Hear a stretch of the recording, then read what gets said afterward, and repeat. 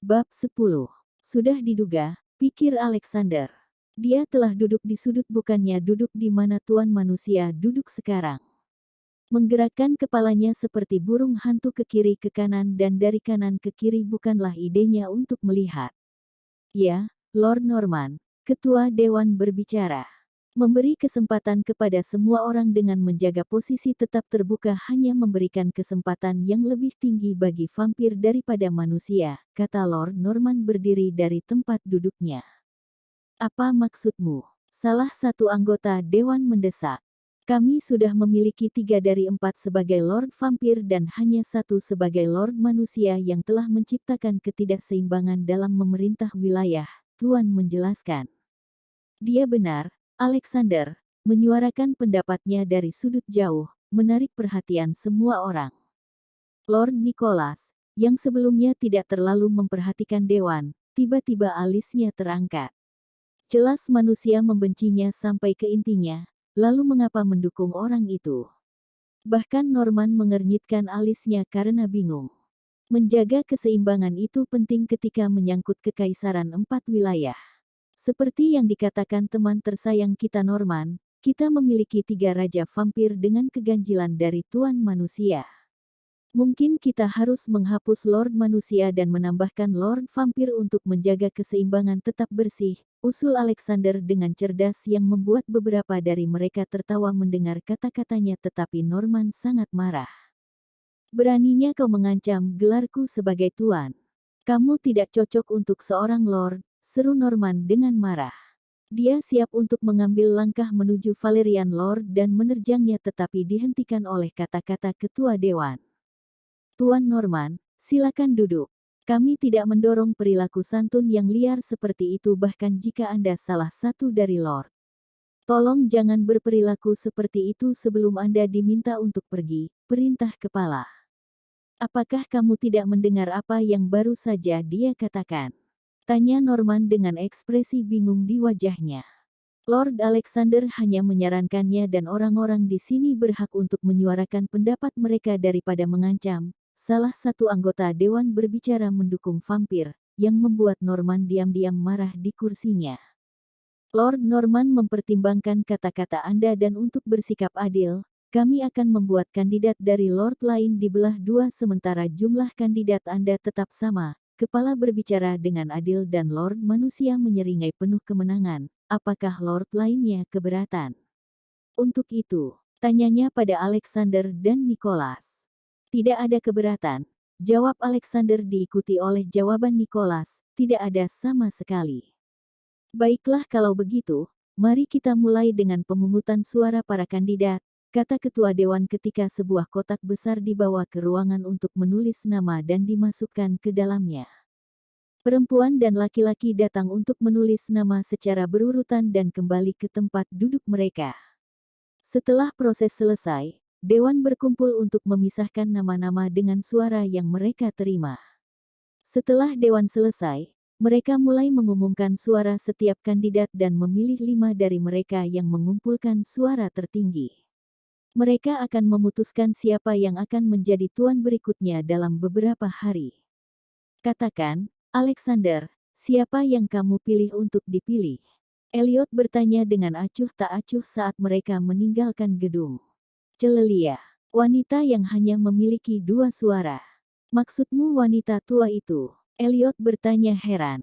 Ya wanita tua itu, jawab Alexander berjalan menuju kereta. Anda memberinya suara karena tahu dia tidak akan pernah memenangkannya. Kenapa kamu ingin melakukan itu? Elliot bertanya sambil berpikir. Kadang-kadang dalam permainan catur kamu perlu membuat gerakan kosong, kata Lord Vampir masuk ke dalam kereta saat bibirnya melengkung gelap. Dalam periode waktu ketika Alexander pergi ke dewan, Kathy dibiarkan tidak dijaga di mansion. Pembantu kebanyakan terdiri dari manusia meskipun ada juga vampir berdarah campuran yang melayani kelas atas. Meskipun mansion itu sering dikunjungi tamu yang sangat berharga untuk membangun hubungan politik, ada juga orang yang menunggangi orang tua mereka.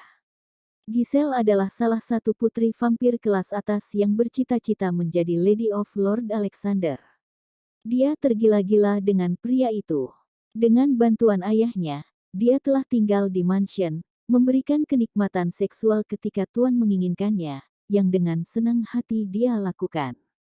Gadis manusia kecil yang tiba beberapa minggu yang lalu itu merusak pemandangannya. Dia telah melihat kasih sayang yang Tuan tunjukkan padanya pada hari pengumpulan. Dia adalah seorang anak namun seorang gadis yang suatu hari tidak diragukan lagi akan menjadi ancaman baginya. Dia akan menjadi orang yang mengambil nama itu sebagai istri Alexander dan dia tidak akan berpikir dua kali untuk melenyapkan siapapun yang menghalangi jalannya.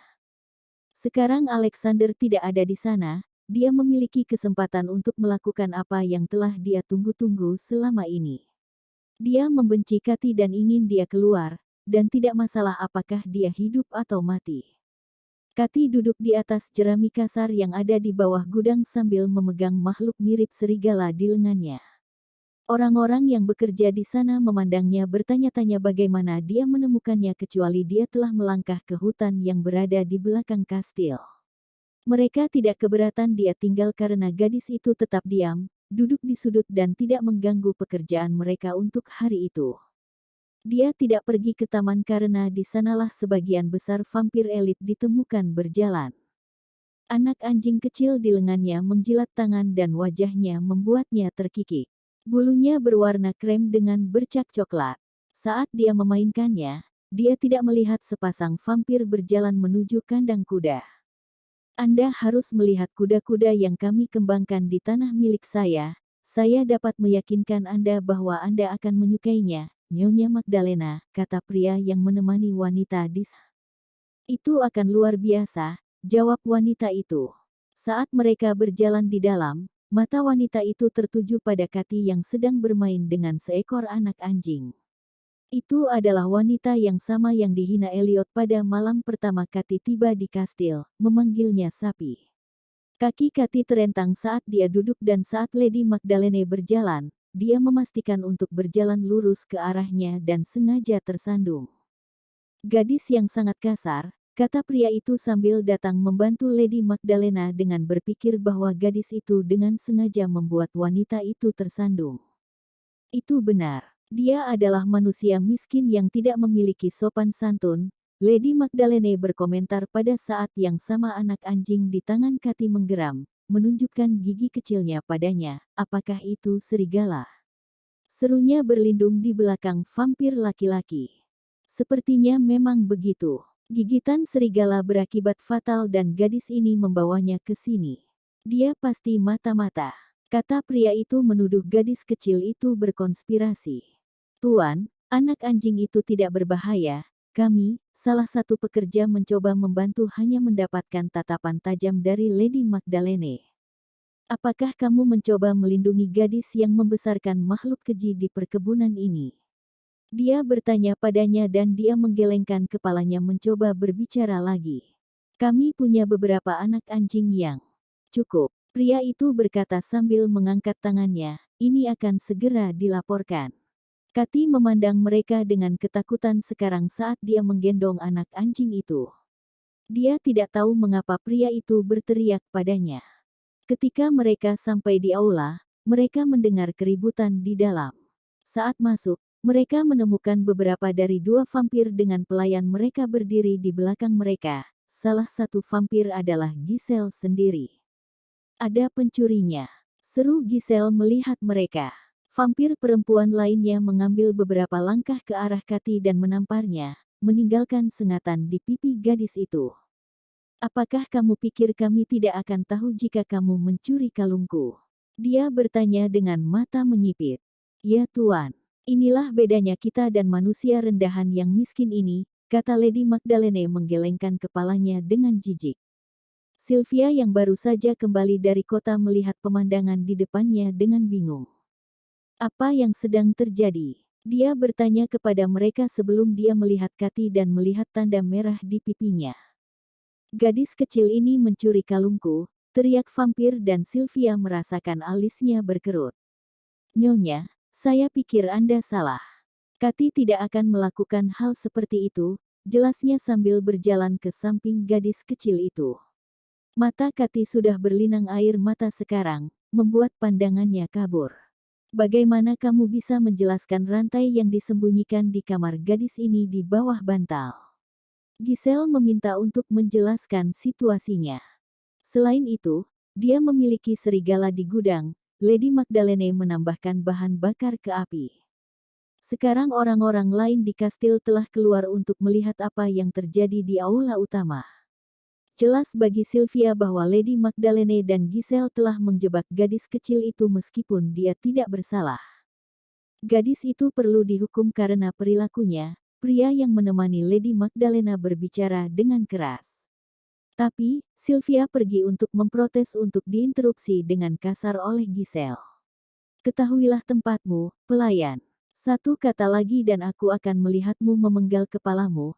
Dia mencibir padanya dan berbalik ke arah gadis itu. Dia telah melakukan kesalahan sehingga dia akan menuai.